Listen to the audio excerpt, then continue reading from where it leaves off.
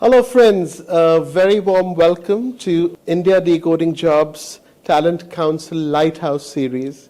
Today is a very, very special day. I'm sitting in a very unique, amazing campus, students' campus. Why is it unique? Number one, of course, this is a campus that is situated in the heart of a very, very corporate part of the National Capital Region.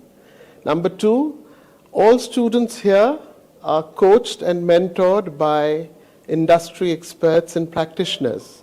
Their entire curriculum is also designed, and in the way they work and learn is entirely with business leaders. And they learn from that experience and gain from that experience. And a couple of other very important trivia. The employability of this campus is at 71%, which is the highest, especially for their business domain students. And of course, some of the highest pay packages that have been offered to students who've graduated from this campus. Any guesses? I'm sure many of you would have. This is Masters Union. I have with me none other than Pratham Mittal, who is the founder of Masters Union and many other great entrepreneurial ventures. Welcome, Pratham. It is absolutely amazing to have you in this grand finale episode of this season. You've had a very big responsibility on your shoulders. You come from a very pioneering business family which has steered the course of senior education in India, and you had the responsibility of making it bigger, better, and I think you've done it with a lot of aplomb. And congratulations for that. Thank in you, Masters Union and your other education ventures, especially Masters Union that we will talk about. We as business leaders see such tremendous potential and impact that your students are already creating, and that's wonderful. So today, friends, we're going to have this very candid conversation. You've heard Pratham earlier in several media.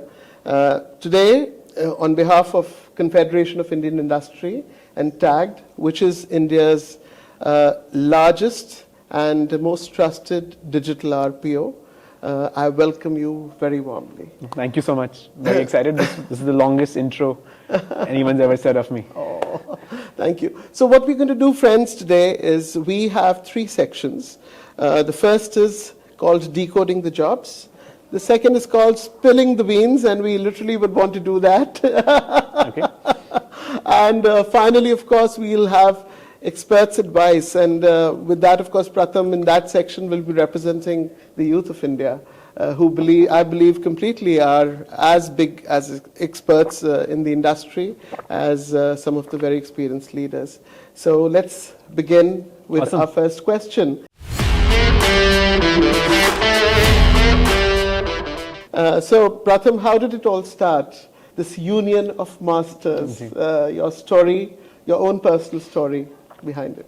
So I was very privileged to go to a top-ranked business school. Yes.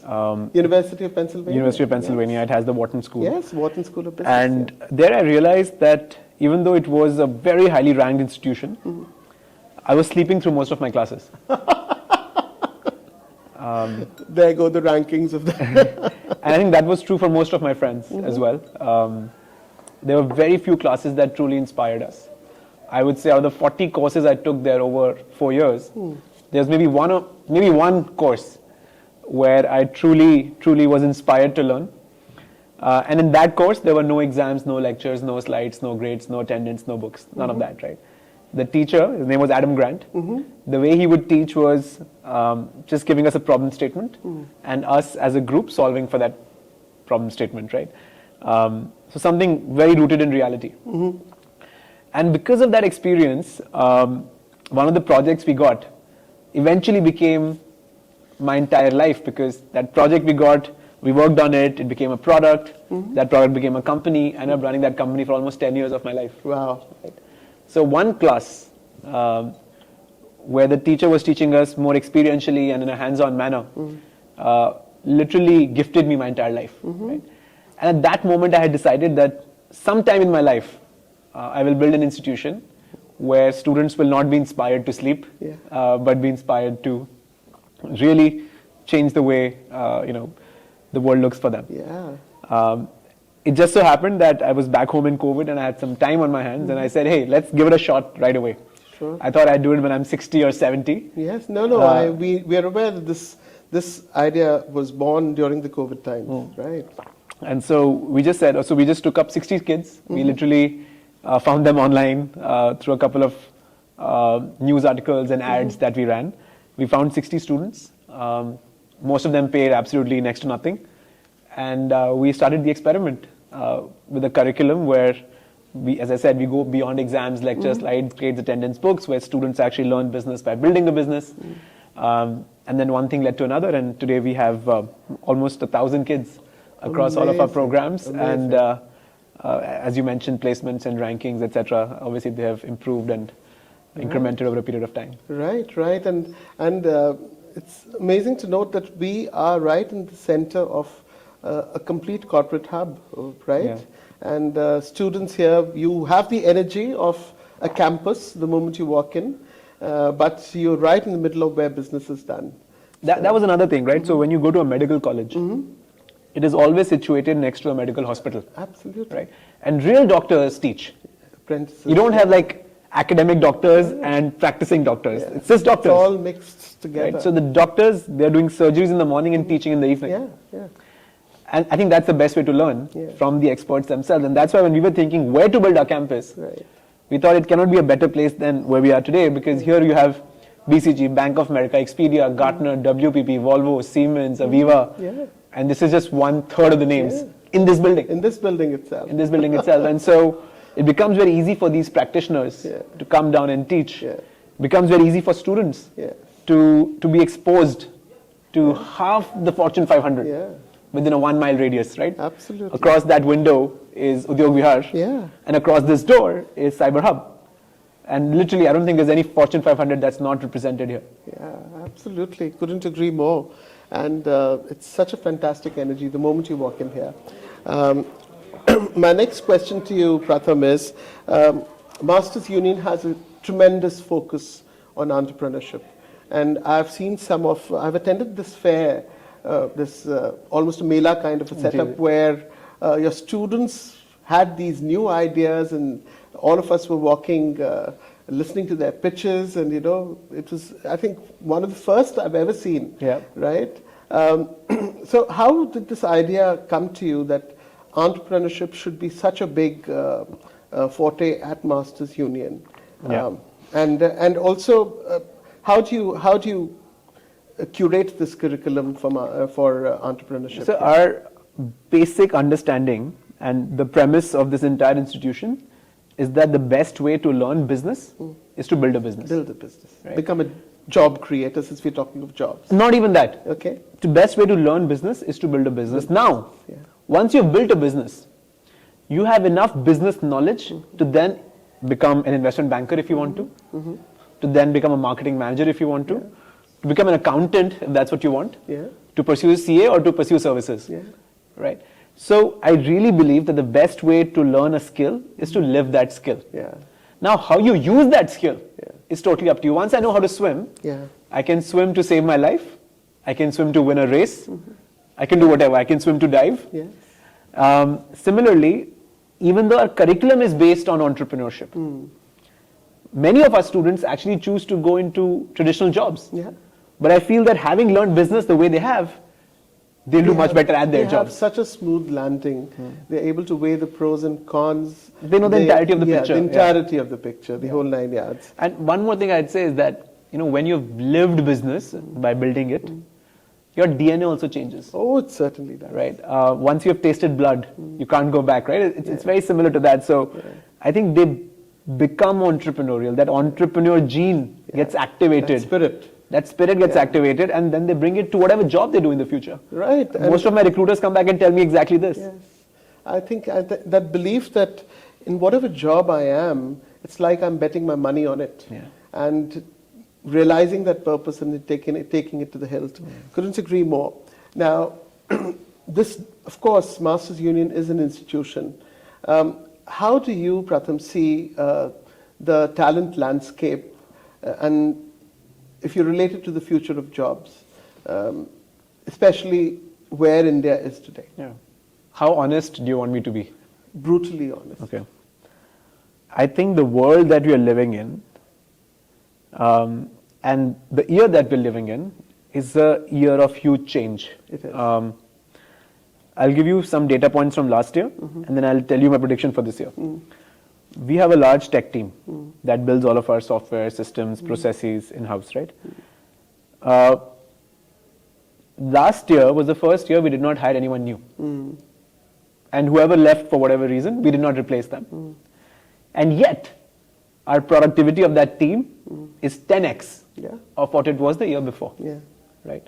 And that's because of agents, AI, whatever it is, I don't know, but it is because of many different things. This year, I really feel we'll reach a stage, and I'm going beyond Masters Union now, where we'll see a company getting founded with one employee reaching 1,000 crores in revenue. Fabulous. Right? You want to double click on that? As soon as that happens, right? Because one person can now use an army of agents, one smart person can use an army of agents to really build the entire tech team, to build the marketing team, to also do automation on the marketing, to then set up HR processes, right, for those agents, to set up performance management by those agents, to set up processes through those agents. Couldn't agree more. Right? And so once that happens, once that dam breaks, right, I think this entire hiring economy, right, this entire employee-employer relationship will come into question. Right? Then the Companies Act, under which people are employed, I think was written by the British in the 1850s, if I'm not wrong, right? I think somewhere, I'm guessing, right? It has had its updates, but... sure, but like the concept of this relationship... very obsolete, right? Yes. I have a feeling that in 2025, the concept of employment will undergo a tremendous change. And when the students who start college today, when they will graduate, I don't think in 2029 or 2030, they will have jobs to go to. That is my view of the HR employment economy. Sure. And so that would bring to question your team and your company and my team and my company. What do we stand for then? We're all part of this HR funnel in a way. Where do we, so we'll have to rethink colleges, we'll have to rethink hiring, we'll have to rethink everything. And I think we should be ready for that. Couldn't agree more. And I think a lot of metamorphosis that needs to be done within the next 2 years for, if you're looking at a window of just 2030 where this might happen. It might be sooner. Might be sooner. It's as early as when AGI comes, right? Yes. And I just read it yesterday that he's saying, hey, 2025 is the year. We will release AGI 1.0. 1.0. So then 2.0 will come 6 months after. 3.0 will come 3 months after. 4.0 will come 1.5 months after. Because it's a half-life. That means by 2030 we have AGI 10? 10, yeah. And I hope everyone's listening to this. This is truly Lighthouse. Couldn't agree more. And that comes to my next question, Pratham. Almost about 80% of employers, and even in this situation that we're talking about, they're looking at non-technical skills like critical thinking, analytical ability. How is Masters Union inculcating this in their teaching methodology as well as the curriculum, pedagogy? So as employers don't care about what you know, they only care about how you think, right? And I think thinking is a muscle. And you have to help students train that muscle. The only way to train a muscle is to make it practice, is to make it exercise. So you have to basically, essentially, get the students to think. Now, a traditional school, college system actually pushes students away from thinking. Because we tell them, more so in our nation and for the legacy across the world, I would say, because they will say that, hey, here's a syllabus. Don't think. This is the syllabus. I've given you the syllabus. Okay. Here are questions at the back of the book. That's how you and I have studied. Right. Out of these 100 questions at the back of the book, 10 will come in the final exam. Don't think. True that. Right? 100%. Yes. And you have to get a 80, 90%. Yeah. By the way, there are past papers. Yeah. You could refer to those. You could too. refer to those. Yes. Right? So till now, our thinking was about this. Using past papers to pass tomorrow's exam. Yeah. And cracking that score. And cracking that score. Yeah. That's what's been up. Yeah. Now, that does not train your thinking muscle. That trains your examination muscle. That maybe trains your cramming muscle. Yeah. That's not your thinking muscle. Yeah. Thinking means that you're taking something that exists today, manipulating it, moving it around here and there, and creating new knowledge out of it. Right? So here, our curriculum is structured in a very interesting way.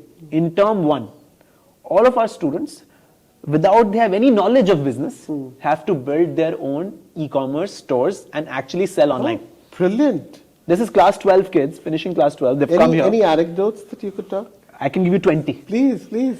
Happy to. There is a student team. They have basically built their own candles, right? And it's done in such a way that the candle wax doesn't fall and it gets contained. I believe they have sold 6 lakhs worth of candle in like 2 months. Wow. We have students who have these pens, like a clicker pen, which is actually like a hidden camera, and they sell those hidden cameras online. Yeah. I think they've crossed again 13, 14 lakhs. Wow. If you just see across the room, I don't know if the camera can move, you see Zeller over there. Yeah. Yeah. That's another student team. Yeah. They sell crystals online. Wow. Right? Because he said that, hey, Swarovski is the only crystal company in India. There's no Indian version of Swarovski. I'm going to build Zeller. Fantastic. So he sells crystals online. Right? 47 lakhs of revenue in 3 months. Because these students ideated. Because they thought, what is the market?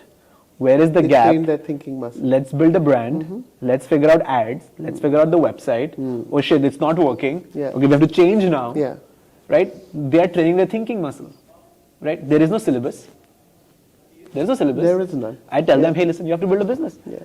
Get revenue, get profit, get margins. Now, as they're building their business, they realize we have to maintain books of accounts. We have to maintain, right? And now they are self-motivated to learn accounting because they know they have to file for taxes. Yeah. Currently, in any business school, getting students on accounting class is the toughest thing. Certainly. But here, because they have to do accounts, they learn themselves. They're thrown into the swimming pool. You have to learn how to swim then, to right? swim. Absolutely. So that is how the thinking muscle gets trained. In term 2, they all have to build a YouTube business. Oh. Right? Any ideas on what students have? Oh, so many. I mean, we have a student who's building content on K-pop. Right? Oh, my son would love to hear that. We have a student who's building amazing content on branding. We have a student who's used to run this page called Business with Bansal, Anurag Bansal, and used to talk about interesting business news. And now he has his own podcast with Zerodha. And I have tens of examples like these, right? If you just go to Instagram and search for Masters Union, they're probably tagged on our channel, and you can see all of them.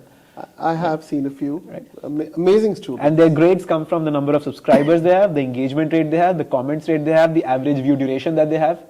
All the real metrics that you will judge your own podcast on. Right? Do they get brand deals? If they get brand deals, what kind of brand deals? That's what matters. In term 3, they have to build a cloud kitchen. Fantastic. Actually sell on Zomato, Swiggy. So these are real ways to train your mind. These are real ways to keep them fresh and exercise them and not stick to a syllabus. Almost real life projects of much more than that. It's real life. It's not even a project. Jumping into the profession and right away. I mean, you talk to any medicine student, they'll tell you that they started learning medicine once they started doing OPD. Usse pehle sab theory hai. Couldn't agree more. Before that, it's all theory. It's only when you start seeing patients do you learn anything about medicine. That's the reality. Thank you, Pratham. Very, very enlightening. Masters Union focuses on some key industries. What are those? And to your mind, how are you getting talent ready for such roles that Masters Union is typically focusing on? No, we are industry agnostic. Okay. Right, fully. Students go into 20 different industries. Right, we have students who've gone into space science. We have students who've gone into consulting. We have students who have gone into crystal manufacturing. We have students who have gone into towel manufacturing. Right? Sure. They're working with Trident. Trident, yeah. Right? So students go to different kinds of companies, different. So everyone dependent. We have a student, Rajrishi, who works at Cricinfo, right? And we have someone who's working in DLF, right? So I think industry fully agnostic. I think what we really want is our students, wherever they go, they're able to turn heads, right? With their energy, with their zeal, with their knowledge, and with their risk-taking ability, right? And with their communication. Yeah. And how we prepare them is how I said earlier, right? Which is throw them in the pool. Let them practice their muscle. Right. Once they practice their muscle, they'll be able to use it. Right. One thing I will say is that if you meet any Masters Union student, the common thread you will find between all of them is just the sparkle in their eye. Yeah, I can see They that. will be alive. Yes. Right? You will not see them sitting in a corner with their book and like going away writing something. Right. Right? They will have this energy of like, they'll be hopping, they'll be like, okay, what's next, what's next? They might be a little bit impatient also, which is not necessarily a good thing. And they will bring that energy to whichever company they go to. Yeah, fantastic. That's what we focus on. And they're working with practitioners, people from the corporate world, and on live projects, even through their student life. How are they able to deal with the upheaval of what comes with that role? Because they are getting real targets. They're getting real that any. They're not able to see. I think 80% of them don't succeed. When you're working with practitioners, and that's how you learn. Yes. You fail more often than not. And how do they take flack? Because how do they take flack? I mean, there's students who work with me, and I don't know if you saw earlier, like there were some students who were shadowing me, and I would, to put it mildly, make their lives hell, right? Yeah, absolutely. And it's controlled hell, right? So in a way, I'm nurturing them, but pushing them to the edge. And I really feel that's a great way to learn, to fail, to be. एक बार ठोकर तो खानी चाहिए 2-3 बार. बिल्कुल. जब तक गिरोगे नहीं तब तक. And I think that's the way practitioners love to teach. Right. They bring you down, and then let you come back up. In words of Katy Perry. Oh, absolutely. We could play the song here, right, at the background, Nena. Yes, fantastic. So, with that, we come to the end of this first round. Pratham, that was enlightening completely. And I believe what we are doing in Masters Union will be path-breaking. It already is. And I think when we look at 2030 and that question mark, the solution for that will come out of institutions like Masters Union. I appreciate you. Completely. Okay. So, my friends, we come to our second segment. It's called Spilling the Beans, and we will expect Pratham to spill the beans literally. And my first question to you in this section, what needs to change for corporate India to accept skills above a certain degree? They have to get over their obsession of tier 1 institutions and tier 1 degrees. And I do not think that they are good predictors of anyone's success. Yeah. Some of the best performers in my teams across have been people who went to colleges that you wouldn't even have heard of. Yes. And I think the corporate India has to move beyond labels. And how do we demystify tier 1, tier 2, this whole labeling that is done? I don't think we should look at CVs while hiring. Yes. Yeah. Throw the CV out. Yeah. As simple as that. Yeah. Meet the person, give them an assignment, which simulates what will be required of them in their job, and then hire completely on the basis of that work product. Couldn't agree more. There's proof of work rather than proof of history. Couldn't agree more. I was interviewing somebody just the other day, and it was for a senior position, and this gentleman came in having done an entire research on what is going well, what is not going well with my organization, with numbers from wherever he got it, and he created an entire presentation. And that was one of the best presentations I've had about my own organization. And those are the kind of people, absolutely. And I'm sure somewhere he would have had someone telling him and throwing him into. CVs are a huge source of gentrification. Yeah. Sure, they are. right? Yes. CVs is the modern day caste system. It is. It is. Yeah. LinkedIn, Yeah. and I think so. It empowers today's caste system. Yeah. That if I went to X school, then I am Brahmin. Yes. If I went to Y school, I am, Yeah. you know, Yeah. that is what's happening today. Yes. So you have to look beyond those labels, right? Yeah. Only then can you, and this is only going to happen more and more. So I think CVs should be outlawed. Yeah. I haven't made my Just like CV caste till system, date. just like caste system was outlawed, Yeah. CV system, it is the same thing. Yes. A CV decides how much you get paid. It's a Yeah. label, right? It's a bunch of labels. At least it's a starting point from where you start getting evaluated for that. Yeah. Which is what caste was, right? Yes, it was. It was. If you come to look at it in that way, yes, Yeah. absolutely. Great. So that had a bit of philosophy, but so true that completely. What are your thoughts, Pratham, on tapping into potential of talent from smaller towns? Now, India is India, and then there's Bharat, Yeah. right? And I was just talking to one of your colleagues in Masters Union, and a brilliant colleague, right? And he comes from Indore, and he comes from a family whose his grandfather set up some kind of microfinancing in the rural areas. And how do we firstly get these stories in, and how do tier 2, tier 3 towns, again, there's branding there, but I believe there's a lot of reality behind that. How do we make sure that talent from there is being nurtured, and how do we make sure they get opportunities like in institutions like Masters Union? I'm from Jalandhar, by the way. Yes? Which is a tier 3.5 town. But that's my Nanka. I don't know if anybody understands Punjabi, but it's from my mother's side of the family is from Got it. Model Town and Arey wah. Kot Kishan Chand and all those places, Understood, right? understood. Yeah, Adda Hoshiarpur. Hoshiarpur. Yeah. What percentage of India works for corporate India? What percentage of India works for corporate India? What's the number? No, let's do, I don't know the exact, let's do a guesstimate. Yeah. I'm guessing maybe 2-3 crore people? Yeah, not more than that. 2-3 crore people? I was telling a percentage about 2%. 2% of India? Yeah. Right. So let's say 3 crores, 2% Yeah. of India works in a job employed Yes. by corporate India. India. In tier 1, maybe tier 2 cities. Yeah. Not till tier 3, I'm Yeah. guessing, right? So it's a very small percentage of India, Very, very small. right? Yes. And I would maybe even venture to say that probably not the happiest India. Yeah. Yeah. We continue to be largely an agrarian economy even today. Yeah, Yes. agrarian and very they're proud. You know, if you were to count all the people who run chemist stores, plus local gold stores, plus local kirana stores, plus local tapris. And the rest of the unorganized sector, which is such a... Keep that aside. Okay. I'm saying only these 4: Yeah. chemist, Yeah. local gold sonarwala, Yeah. tapri, Kirana and tapri. Yeah. In total, there are probably 2 crore establishments Yeah. in India. Yeah. Okay. Yeah. That means these 4 jobs or these 4 entrepreneurial pursuits Yeah. are as many number Maybe as all corporate India. If I was to just count the heads there, they could outnumber this too. Absolutely. Yeah. I am saying just count the owner. Yeah.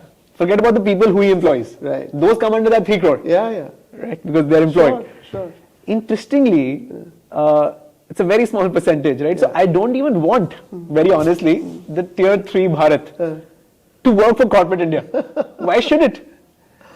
Why is corporate India the gold standard? Yeah, couldn't agree more. And Right. I was just discussing with someone just the other day, what opportunities can come if we are able to just bring opportunities within rural sectors. Yeah. Right? There is huge opportunity. Jalandhar people there, should work in Jalandhar. Yeah. Why do they need to move to Gurgaon? Right? And I strongly feel that Jalandhar has amazing opportunity. it does. Agriculture is one. Yes. Mining. I didn't know that Jalandhar had such a huge sand mining Yeah. economy. Yeah. Right? It's super interesting. Yeah. My own dad Yeah. and his brothers, you know, they as they were growing up, they were working in a mithai ki dukan. I feel they learned more about business Yeah. by working in that mithai ki dukan Yeah. that my granddad used to run Oh, yes. than any IM could have ever given Yeah. to them. Yeah. Again, the book of accounts, managing customers, Hustle, managing supply, hustle. And managing real customers, Real not customers, yeah. case study customers. Right? Managing the real government, Sure. not what is written on paper. Couldn't agree more. Right?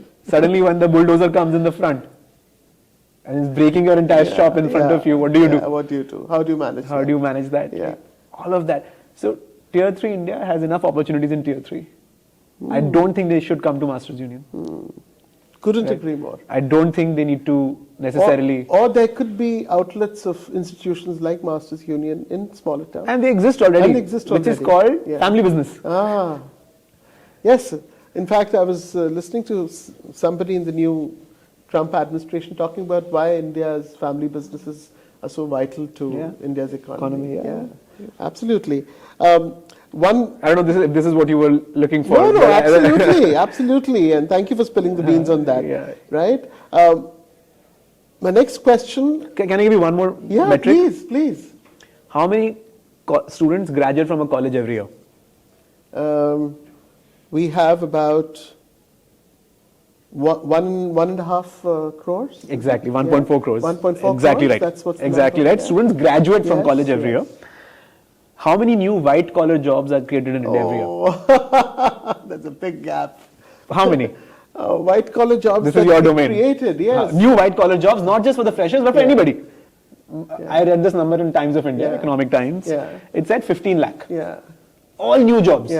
All new jobs. Right? Because of new companies getting founded, because of if existing companies go getting beyond bigger. the roles and just pick up the jobs themselves, yes. 15 lakh new openings, right? That did not exist last year. Yes. That did not exist last year, right?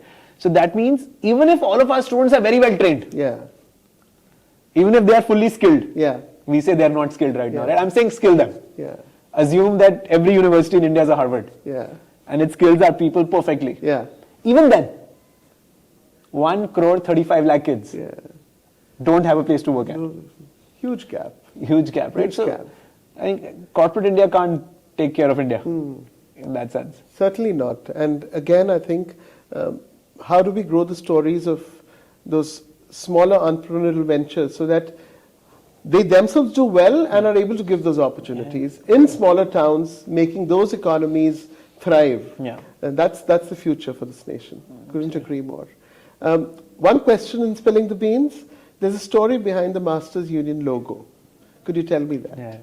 The logo is nothing but a scratch. And the scratch keeps changing. And the reason we made that is because we really feel that every new idea starts by scratching out the old idea. Every iteration requires you to scratch out the previous iteration. And I think scratch it denotes restart. And it denotes iteration. It denotes clean the whiteboard. Clean the whiteboard. It means so much to me. Change is constant. Stay relevant. That's the only Those are the words many of us. I was very lucky enough and very privileged to see the Prime Minister from far. And he was talking about how he was designing the Skill India logo. Okay. And if you know, the Skill India logo has a computer. It does. Right? And he's like, I was looking at it. And he's like, there's a computer that does not get used anymore. It's a very old. So I have to redraw a new logo for Skill India for most. So he was trying to be funny, and it just made so much sense to me. He's a brilliant guy, though. I'm quite a fan, of course. What as an entrepreneur are you most proud of in the Masters Union story? A student? Your student, I think lots of them. I can tell you 3 stories, maybe. Please. All right. You want to listen to this? The first story is of a couple, a husband-wife duo, who met at Masters Union for the first time. They started a very interesting company where they were trying to help people order better on Zomato and Swiggy. They built this platform which will tell you exactly what you should order today because you spend a lot of time thinking about what you want to order, right? So it's a very problem. They failed at that. They built something, but then Zomato changed their APIs and then they couldn't. They were built an algorithm to be able to. But they, because they were so dependent on them, they actually failed a couple of times. But then they kept at it. The husband actually got a job at Zerodha. But they still kept at it. And now, together, husband and wife, they started another company where I think the wife has started and the husband is helping her. in e-commerce, and they're selling like ethnic Indian clothing. The reason I really find them inspiring is, is that उनको काफी फटके लगे बीच में, right? And sometimes they got a really nice job offer, and then sometimes this happened and that happened. They've gone through ups and downs and this and that, but eventually, when they got married, I got their card and it had the name of their website under it, and I was like, this is lovely, awesome. Lovely. I think that's a very cool story. There's another very interesting story about these two students, Shaurya Deep and I'm forgetting the other one's name. And what no worries, he still loves you. no. And they've started this gaming company that rewards loyalty points to games across studios. They used to run a software company before. They actually sold that company, and they had the confidence to come back, not the confidence, sorry, the humility to come back to school after having an exit. And then restarting a company from scratch. Wow. Like, not a lot of people would be able to do that. Glass half full. I really respect them for that. Yes. Now, I have another very interesting story of Mayuresh and Ishita.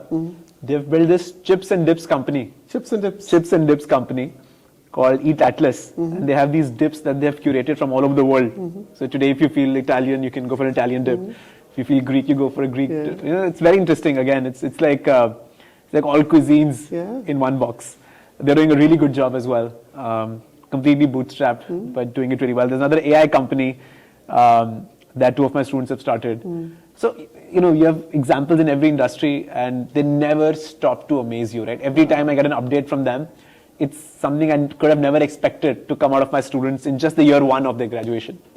I can actually, your feeling of pride is so palpable, and it's absolutely amazing. I think it is students like this that will make all this change happen in our nation and in our talent landscape too, going forward in the way it is perceived. Thank you so much, Pratham. That was Spilling the Beans, our segment 2. We move to segment 3, which is Experts' Advice.